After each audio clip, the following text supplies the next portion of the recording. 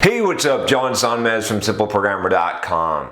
So today I want to talk about a difficult subject. I say that a lot, don't I? It's because, it's easy to just talk about all the simple and easy things in life, but life is a little bit more complicated, a little bit more difficult than that. So today I want to talk about eating shit. Yes, that's right. Eating shit. We all have to eat shit from time to time.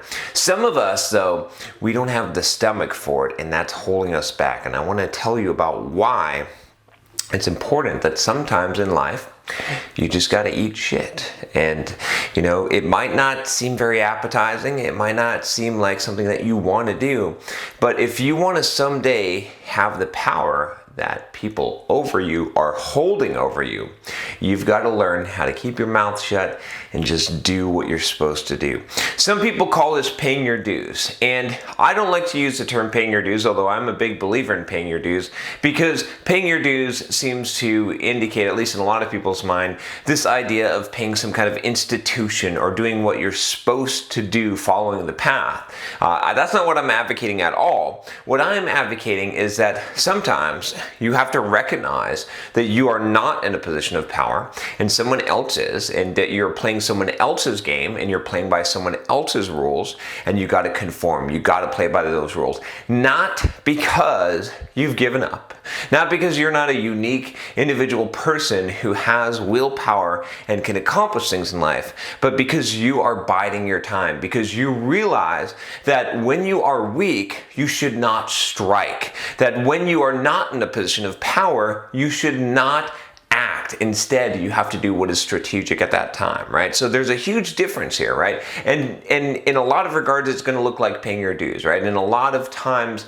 in life, you're going to have to eat shit long enough until you can get on top, right? And so let's kind of apply this. Let's look at some kind of instances or examples where this could come out, right? For a lot of you that are working in job environments that you don't like, maybe you have a manager or a boss that you don't like, right? But it's a good opportunity, it's a good company, maybe the pay is really good, maybe the benefits are really good, right? You may have to eat some shit there, right? You may have to say, okay, this guy's a jerk. He's not very smart. I could do a much better job than him. But for the time being, I'm just going to smile and nod. I'm just going to get along with this guy. I'm just going to, blow smoke up his ass when I need to, because I'm going to bide my time, because I know that in 3 years I'm going to be running this place, right? That's what I'm talking about here. This is the kind of eating shit that you've got to be able to do. And sometimes you're just in a bind, right? I did this video about getting in a bind. I called it, being in a squeeze, right? And I talked about how dangerous it is to be in a squeeze. But when you are in a squeeze, right, you have a strict set of rules you have to play by. And there's just some people, right? And these people, they will not conform, right? They will not play by the rules, even when they're grossly outmatched, even when they know that they have no chance of winning.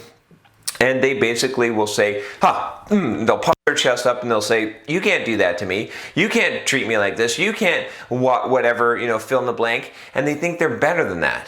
But they can't face reality, because reality says, no, they're not better than that. No, this is their position. No, this is their lot. No, this is their role right now. Again, it doesn't mean that you can't rise out of it, but you have to recognize where you are and what the positions of power are. If you don't understand the game of power, right, you will always be the loser in it, because in every single situation, right, in any kind of work environment, any political environment, in a lot of even social environments that you might not even realize this, there is a game of power being played, right? And so it doesn't mean that you manipulate, it doesn't mean that you twist and destroy and abuse power, but it does mean that you need to recognize it. And part of recognizing power is eating shit when you have to, right? When you are confronted by a superior force, when you're confronted by overwhelming power and you have nothing that you can do about it, then you don't fight. You don't run, you eat shit. You do what you got to do to make it by, right? And this applies even when there's not an enemy, even when there's not an oppressor, right? Sometimes you just got to slog it out, right? There was a long period in my career where I was sort of earning my right to be on my own, to build Simple Programmer, to not have to work for someone else. And I had to eat a lot of shit, right? I had to go and do this. I could say, oh, the world is unfair, or life is unfair, or why should I have to do this? Why should I have to work all these hard hours? But I got to do it. If I want the result, I gotta eat some shit. I gotta do what it takes to get there, right? So the question I would ask for you is this, right? If you're in an environment, if you're in a situation, where you think it's unfair and you're not going to stand for it, what are your options, right? There's a lot of people that will say, no, I'm just not doing it. I'm not bowing down to that level. This is beneath me, right? When you say this is beneath me, that's when you know that you're not willing to eat shit. And you're not gonna rise. You're not gonna rise if you're not willing. If you think that things are beneath you, if you think tasks are beneath you, if you think that people are beneath you, if you think that some job is beneath you, you're never going to make it, because you don't have what it takes, right? Because no matter how great you are, right? Every single person I know of, every single, successful person that I know of has had to, at some point in their life, at some point in their career, bow down. They've had to eat shit. They've had to, humble themselves because they weren't in a position of power. And they eventually rose up. They eventually found their time. They eventually found their way. But if they weren't willing to play the game, someone else's game, when they recognized it long enough to survive, to become successful, they would have never made it. And that's, it's something that I think I've made this mistake plenty of times in my life, right? That's why I can speak from experience here, is because there was a point in time when I was younger, when I wasn't going to take this shit. I wasn't going to take this from no one. You can't treat me like that. You can't talk to me like that. You can't make me do that. I'm better than this. I'm smarter than this. I deserve more than this. And that was my attitude. And guess where that got me? That got me nowhere.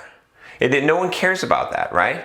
But then at some point I started to realize, wait a minute, okay, I'll give you, here's a great example, right? You know how I've done a lot of Pluralsight courses. If you follow me, you can check out, I've done 55 courses for Pluralsight.